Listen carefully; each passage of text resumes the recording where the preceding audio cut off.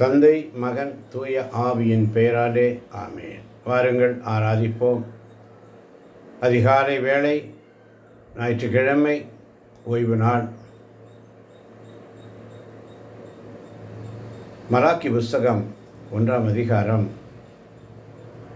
6ஆம் வசனம் இப்படியாக சொல்லும்: மகன் தன் தந்தைக்கு மதிப்பு தருவான், பணியாளன் தன் தலைவனுக்கு மரியாதை செலுத்துவான்.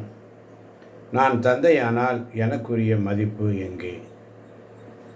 நான் தலைவனானால் எனக்கு நீங்கள் அஞ்சாதது ஏன்? என்று தமது பெயரை அவமதிக்கும் குருக்களாகிய உங்களை படைகளின் ஆண்டவர் கேட்கிறார். நீங்களோ உமது பெயரை எவ்வாறு அவமதித்தோம் என்கிறார்கள். ஆமன் பாரதர்களே, இந்த நாளின் செய்திக்கு இன்னைக்கு பதில் சொல்வோம். அப்பா, நீர் தாங்க எங்கள் மதிப்பு, நீரே எங்களுக்கு மதிப்பு. உம்மை ஆராதிக்கிறேன் ஆண்டவரே. பிதாவே, ஆராதிக்கின்றோ. இயேசுவே, ஆர்ப்பரிக்கின்றோ.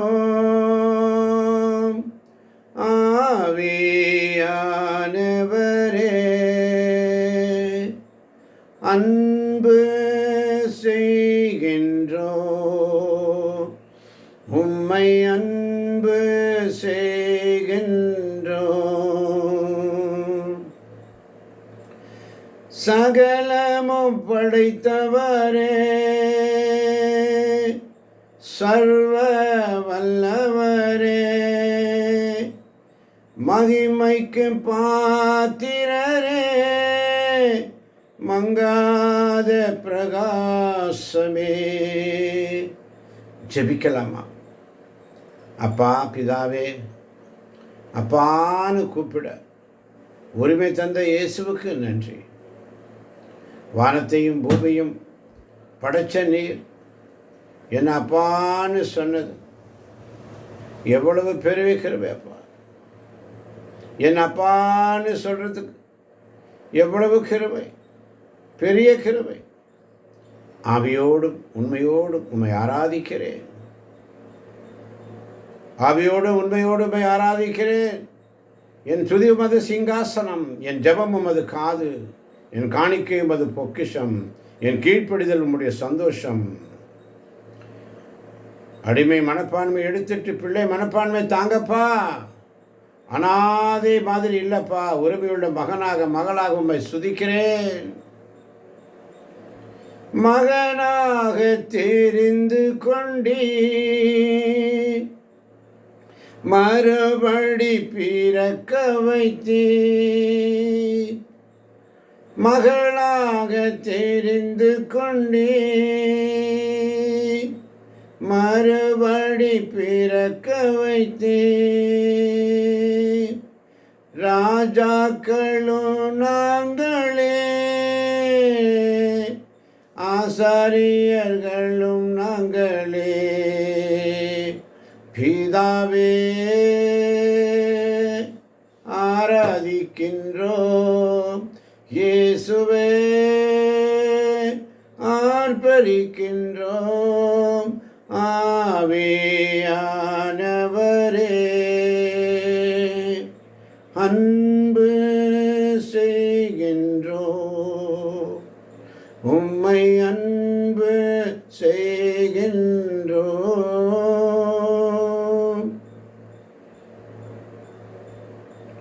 ஆராதனை வறண்டு போச்சா? அதிகாலையில் எழுந்திருக்க முடியலையா? சங்கீதம் 51:12 சொல்வதே போல, உன் மீட்பின் மகிழ்ச்சியை மீண்டும் எனக்கு அளித்தருளும்னு சொல்லி ஆண்டவர்கிட்ட கேட்போம். பரிசுத்த ஆவியானவர் புதிய பாடல்களை தருவார். உன் மீட்பின் மகிழ்ச்சியை மீண்டும் எனக்கு தாங்கன்னு சொல்லி கேட்போமா? நம்முடைய அழைப்பு என்ன? அப்பா வேணுமா? யோவான் 1:12 சொல்வதை போல, அவரிடம் நம்பிக்கை கொண்டு அவரை ஏற்றுக்கொண்ட அனைவருக்கும் அவர் கடவுளின் பிள்ளைகள் ஆகும் உரிமையை கொடுத்தார். இயேசுவை ஏற்றுக்கோ, அப்பா உன்னை தத்தெடுப்பார், பயப்படாத. 3 காரியங்கள்.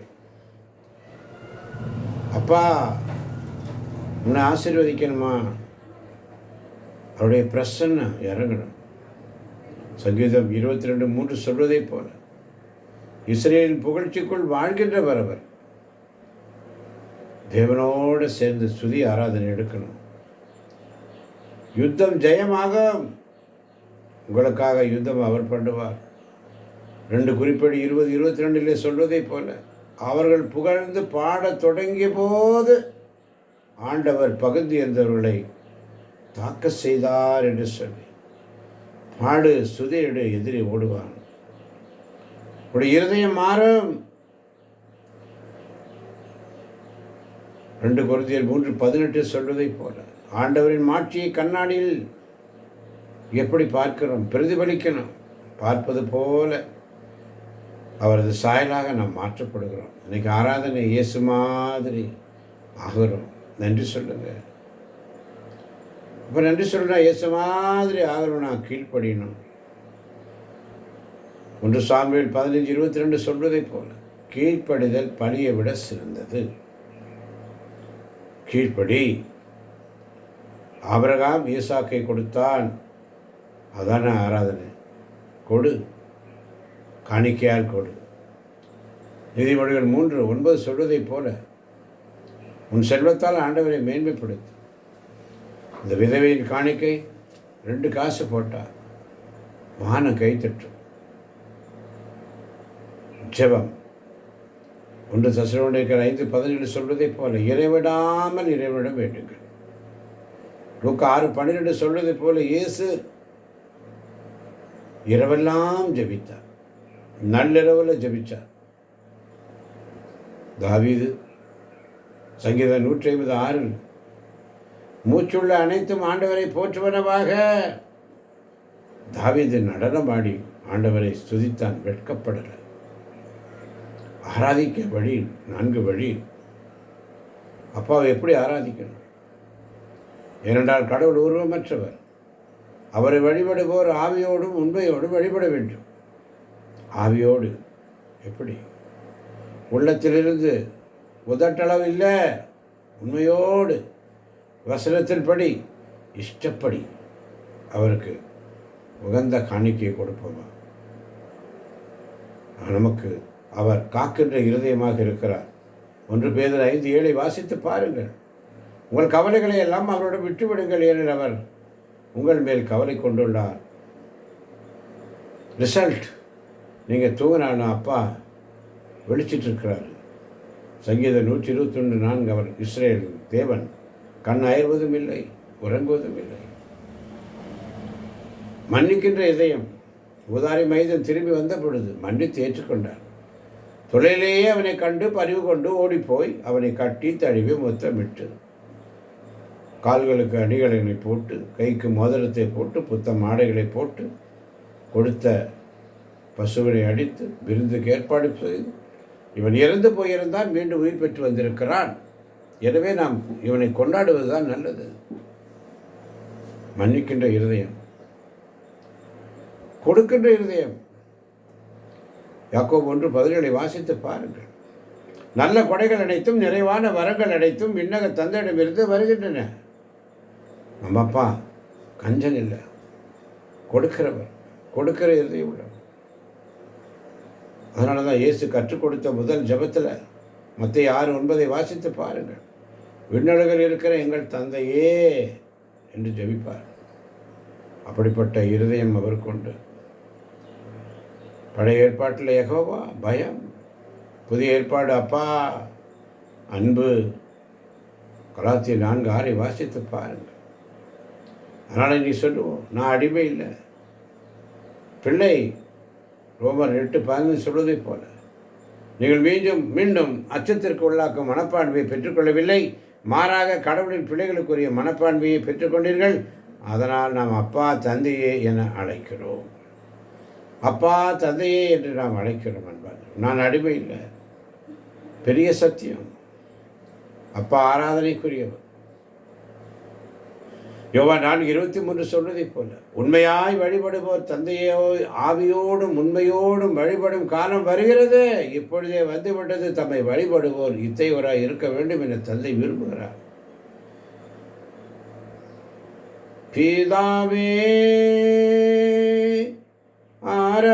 ஆராதிக்கின்றோம், இயேசுவே ஆர்ப்பரிக்கின்றோம், ஆவியானவரே அன்பு செய்கின்றோம். சங்கீதம் 122:1 சொல்வதை போல் ஆண்டவரின் இல்லத்திற்கு போவோம் என்ற அழைப்பு கேட்டபோது நான் அகமகிழ்ந்தேன். Happy Sunday.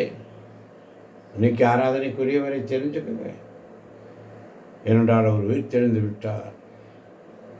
ஆண்டவர்கிட்ட சொல்லுவோமா, உயிர்த்தெழுந்த இயேசுவே, உயிர்த்தெழுந்த ராஜாவே, ஞாயிற்றுக்கிழமை காலை உமது கல்லறை வெறுமையாக இருந்துச்சப்பா, ஆனால் என் இருதயம் உமது பிரசன்னத்தினால் நிறைஞ்சிருக்குதப்பா.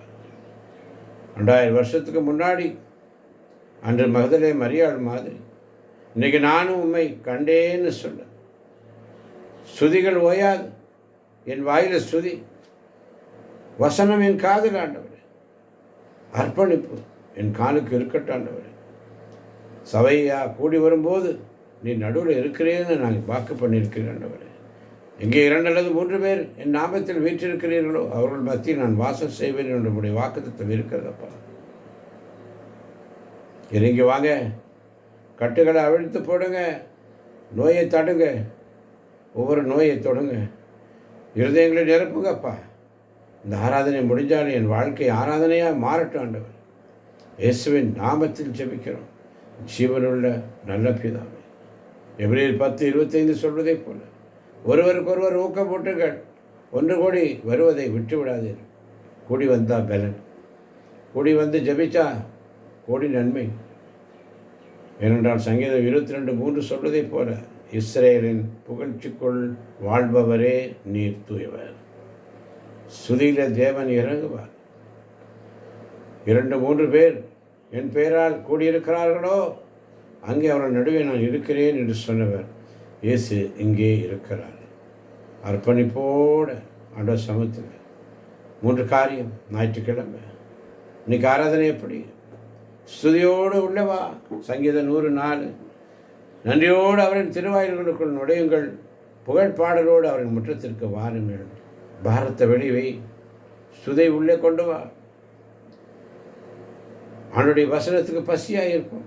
1 பேதுரு 2:2 சொல்வதைப் போல புதிதாய் பிறந்த குழந்தைகளைப் போல வஞ்சனையற்ற வார்த்தையாகிய பாலை விரும்புங்கள். இன்னைக்கு தேவன் உனக்கு சொல்கிற வார்த்தை என்ன? 3வது அர்ப்பணிப்போடு வெளிவரும். அர்ப்பணிப்போடு வரணும். உங்கள் உடலை உயிருள்ள தூய கடவுளுக்கு உகந்த பலியாக உங்களை ஒப்புக்கொடுங்கள். ரோமர் 12:1 சொல்லுங்கள்.